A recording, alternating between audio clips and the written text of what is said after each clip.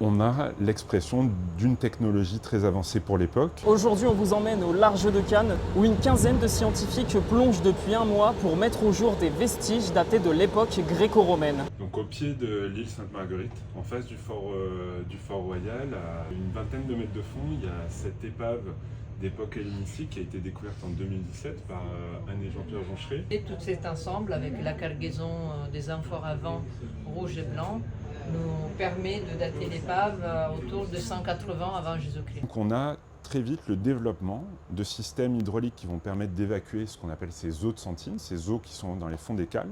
Et on a là, en réalité, l'exemplaire le plus ancien d'une pompe de bateau, mais qui est en réalité aussi la pompe la plus ancienne qu'on connaisse pour l'Antiquité. C'est ce qu'on appelle une pompe à piston. Je suis en train de scanner de la céramique fine qui a été retrouvée dans l'épave.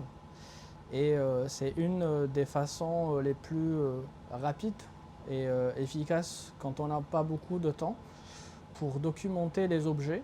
L'espoir, c'est d'arriver à pouvoir exposer tous les amphores, une bonne partie représentative de la cargaison avec les objets les plus importants, je pense, dans un musée. Et l'idéal serait clairement dans un musée à Cannes.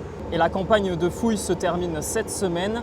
La prochaine est prévue sous réserve de validation pour l'année prochaine.